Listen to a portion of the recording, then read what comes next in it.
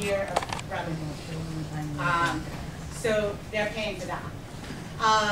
Along Champlain Street, there is no loss of parking. And so, you know, that's basically the loss is for the spaces along Champlain. I'm sorry, on Euclid, you're correct, sorry. So, as right now, another I would call it enhancement that the applicant has decided to make is if you want to call it realignment and easement along Reese Alley, and I don't know if we were able to talk about that.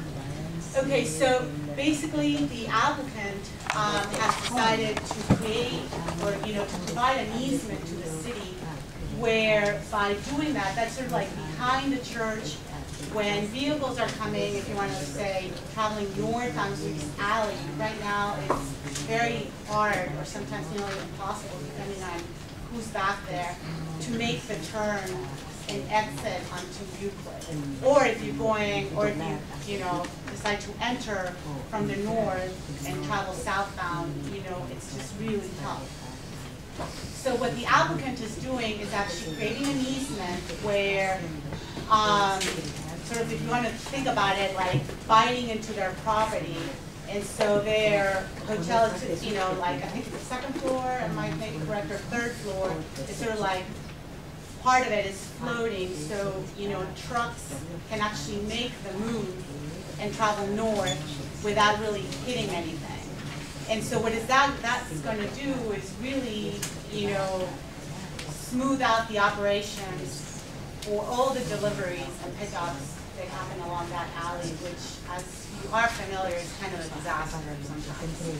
So the hotel is going to have 3 loading docks. We have asked them, and I think that was also a recommendation from, I think it was historic preservation and maybe office, you know, or just planning staff, that how those docks were going to be covered. And as of now, they're using just sort of like, they're covering with, I don't know what. Gabrielle, let me just stop you Yeah. for a second. The slide has been put up, so if you look in the back, you can see the section that they're talking about, the easement in the alley, it's the yellow section. I apologize. Oh, no problem. No problem. And I mean, actually, that easement, I think, yeah. Right now, I think it's good, because right back looks looking, I mean, it's not looking north, but, yeah. I'm sorry? I can't see very clearly. Yeah, it's that liquid on the right. It's going from right. Right. That's right. Yeah. So you can see that easement, and that really is something that you know we did support, because it just really is a plus for how the operations of loading are going to take place along Reese Alley. Like I said, they're having 3 docks. The applicant has also basically committed to not, you know, they're not going to use the big tractor trailers, you know, 55-foot, you know, tractor trailers. So that's something that you're never going to see them use for their hotel. They have also provided us with a schedule of about, you know, how many deliveries they could potentially make depending on like whether it's food, linens, you know, just brand, you know, all the things that are used by the hotel, and when these deliveries are going to be made. They had also provided, like we asked them as part of the transportation impact study early on to do the analysis for the intersections and how the levels of service are going to change. And I think the worry, or one of the greatest worries that the residents have, is how that is going to impact your neighborhood. And so that's one of the reasons why we, you know, decided that the hotel can only operate using valet service and not just opening the parking for everyone. As you know, over the course of the hotel's application, a lot of things have changed in Adams Morgan. Right now, we're on the verge of completing 18th Street. So, okay. So, you know, a lot of the parking that used to be along 8th Street is no longer going to be there.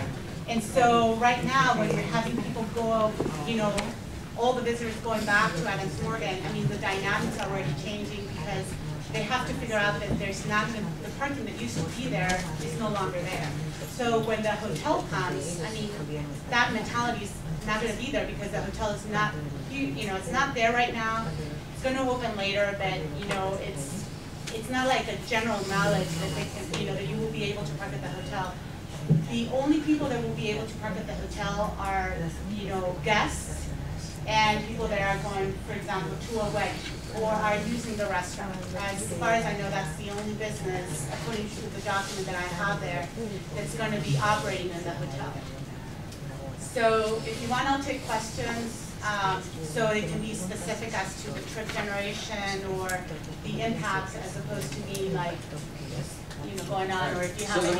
the way we're going to do it is to do commissioner round. Right. And do round of the public. So let's do round of commissioners. I'll begin with Commissioner Commanda. Just 2 points. You touched on a little bit on the your expectation of the traffic flow or the change in use. But I didn't really get a sense that you felt that traffic was going to increase dramatically or decrease. I was actually kind of unsure as to what, if any, projection you have on traffic flow, or what kind of, if it is, can you anticipate What the changes are. What, yeah. Yeah, I mean, it would be very hard for me to go, you know, intersection by intersection and movement by movement, you know, like left turn, through turn, right turn.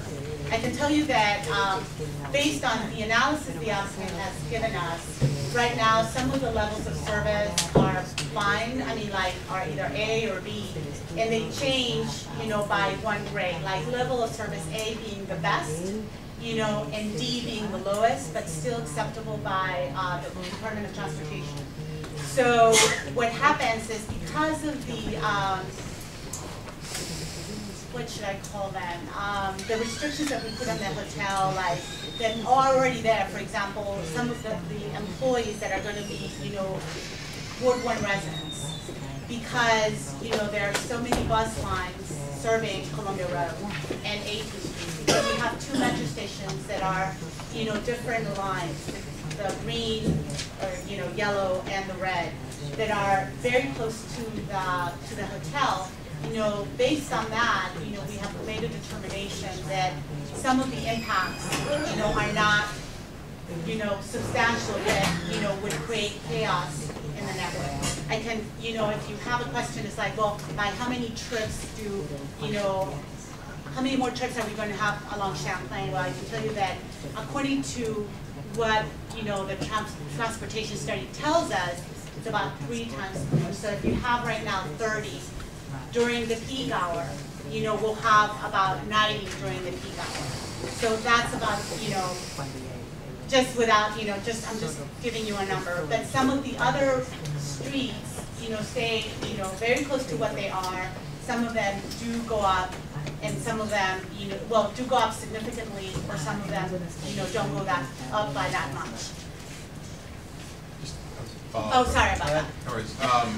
So, sounds like the only discussion that you had in terms of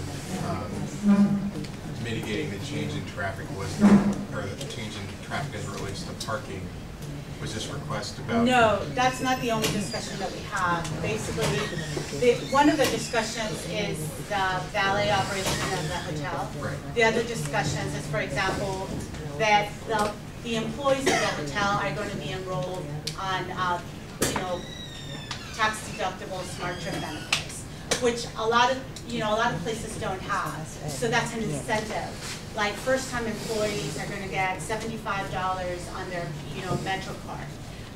All hotel guests will be provided with, you know, are provided the opportunity to use, you know, smart trips. They get them from the hotel, you know, and either pay for them or they have, you know, a fixed amount that the hotel provides. Other amenities will be that, you know, the hotel is willing to provide, you know, additional, you know, say for example, bicycles for our bike share program. So there are a number, and I can list them here. We have them here. So we don't only look at valet operations. The hotel has to come up with a certain number of, you know, if you want to call it amenities, or if you want to call it mitigation, for us to say, okay, you know, it looks like some of the trips that would be done by car are no longer going to be done by car because you're providing, you know, these, what, I don't know what to call them, what, I'm sorry?